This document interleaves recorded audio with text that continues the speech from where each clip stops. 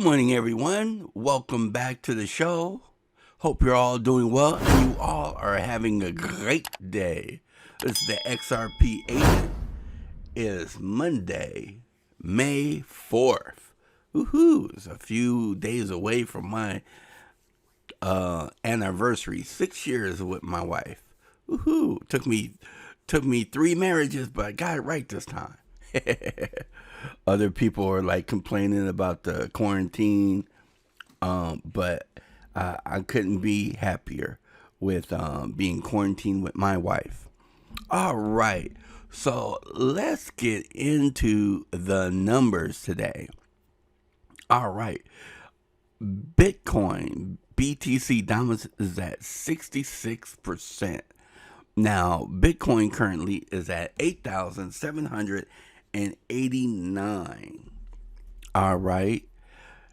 And Ethereum is at 203, holding above that 200 level. And XRP, the digital asset of the future, is at 21 cents. Now, I'm going to go into it a little bit later, but it's like almost 6:30 now. Maybe by the time this rolls out, it'd be closer to 7. But my thinking, once the markets open on the East Coast and they get all this foolishness of Trump doing tariffs and calling Asia names and all this other stuff, and the word with Warren Buffett, how Warren Buffett sold all his shares into the airplane stocks, the traditional market's going to go down.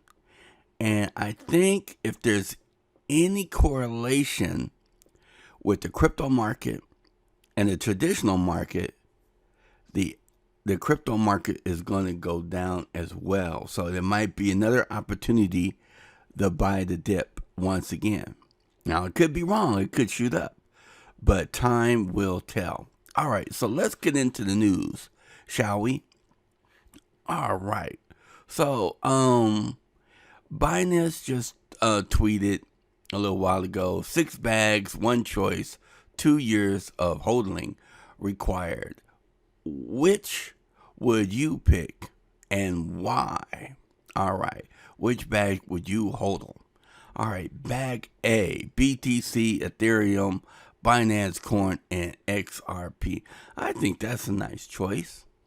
Now, bag 2 is BTC, Binance, Tezos, and Tron. Okay. Bag 3, BTC, Binance Coin, ATOM, and XRP. And bag D, Binance Coin, Matic, ATOM, Link. Bag 3, Binance Coin, XTZ, Link, and Matic.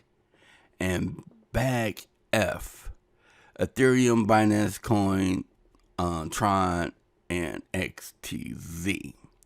Now, different people gave their opinions, what they had, and what they think. But I'm looking at it like this. Binance, they got some insider information that we don't have. So you kind of look at it like this. It's like, oh, okay, we have other coins out there, but they didn't mention those other coins. But the coins that they did mention, maybe if they wasn't in your bag, so to speak, like I have Matic, right?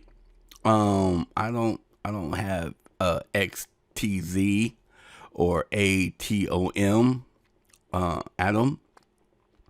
But maybe that may be a good product to put in my my portfolio. So that way, maybe you don't have a A or a B or a C in general, but now you'd be like, oh, okay, well, let me combine A with F and D. So you'll have a longer bag, but you cover everything that they highlighted. So maybe this is like a kind of a good hint from Binance. So yeah, I'm gonna take a look at my portfolio and see what I can paste together in a new bag, shall we say. All right. Now, let's check out Julius Chatterley. Now, I'm not going to go into detail or play this clip, but basically this is, I'm not even going to say the country, I'm just going to say Asia in general. And for the Asian community, just don't take this personally. I'm just, sometimes when you say what's on your screen, country with negativity, they want to delete your video. So, hey, I'm just trying to be careful. All right, so with all the hoopla going on with the global event, Trump is like, hey, we tried to go over there, do some recon, try to see what was going on. They didn't let us in, blah, blah, this, blah, blah, that. So now he wants to do tariffs. Really? Right now, we're trying to fight a pandemic. We're trying to get the country back on its feet. You are giving some stimulus to different citizens in the U.S., but now you want to undermine that by bringing up this trade war stuff. Now, the only thing I could think of is the reason why he's doing this, and it's a lot more brighter people than I am, so you can let me know. If he's bringing up all this foolishness about tariffs again and putting sanctions on Asia and all that other stuff, basically, he's trying to bankrupt the global economy.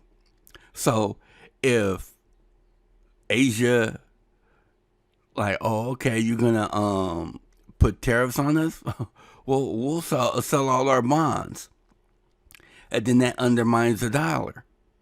So what's gonna happen?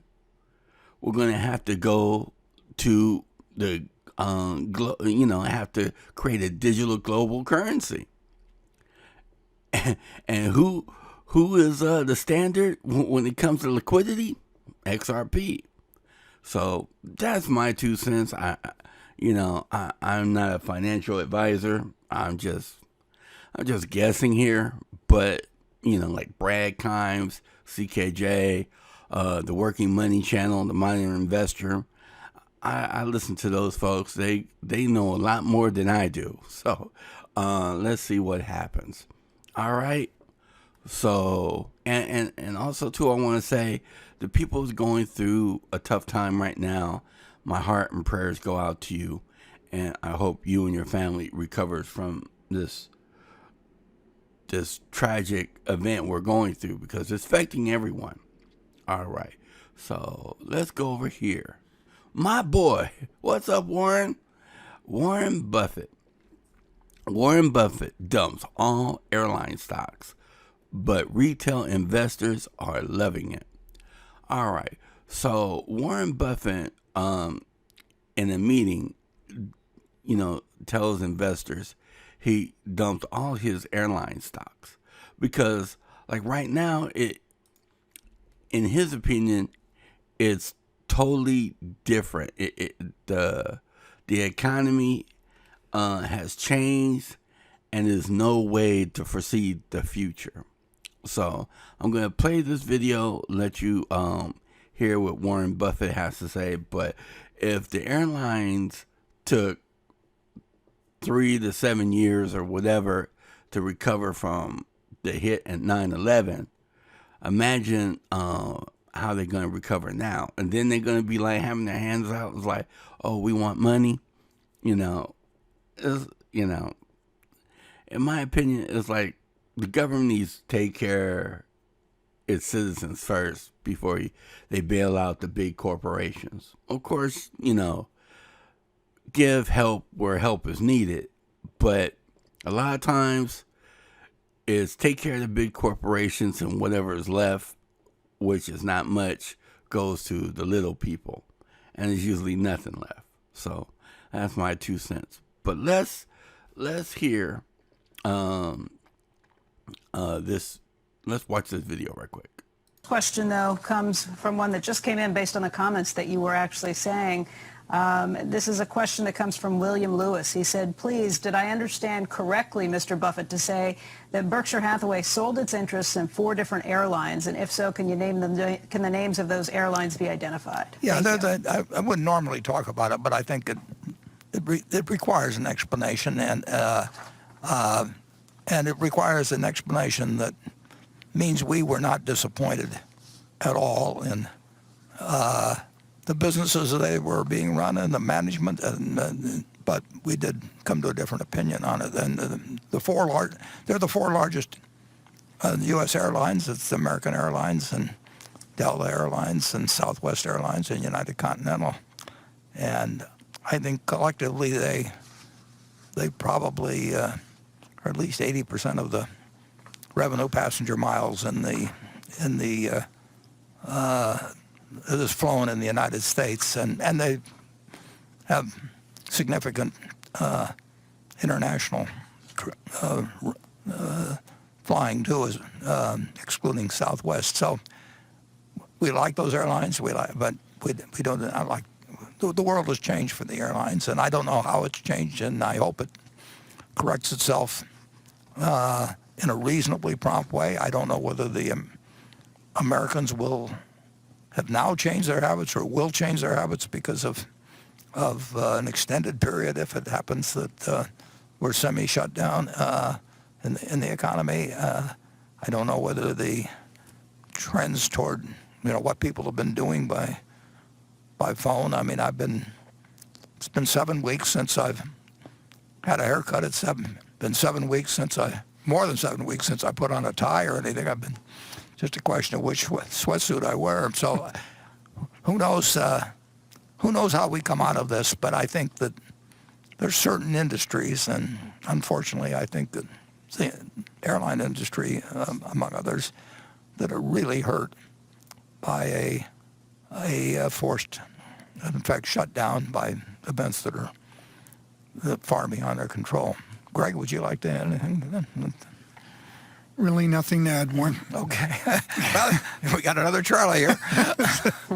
I didn't intend to use that as a line, but you've covered it well. Yeah, we would have bought other airlines too, incidentally, but those were the 4 big ones, and those are ones we could put some money into, and we put whatever it was, $7 or $8 billion into it, and we did not take out anything like $7 or $8 billion, and that was my mistake. But it's always a problem if there are things on the lower levels of probabilities that happen sometimes, and it happened to the airlines, and I'm the one who made the decision. But Warren, just to clarify on his question, he asked, did you sell your whole stake in all 4 of those the companies? answer is yes. Yeah, when we sell something, we sell something, very often it's going to be our entire stake. I mean, we don't trim positions or that's just not the way we approach it, any more than if we buy 100% of a business, we're going to sell it down to 90% or 80%. I mean, if we like a business, we're going to buy as much of it as we can and keep it as long as we can. But when we change our mind, Right, the next question. Go ahead, I'm sorry. No, go ahead. When you change your mind? Well, when we change our mind, we don't take half measures or anything of the sort. So I was amazed at how, frankly, now we were selling them at far lower prices than we paid, but I was amazed at the volume. The airlines always trade in large volume relatively, but we have sold the entire positions. That was an interesting quote from Warren Buffett, that he doesn't trim positions. He normally either buys all in or he's all out. So that's a good investment advice I would take from him. And hey, I don't know about y'all, but I'm all in for XRP. So That's going to do it for me today. I hope everybody is doing well.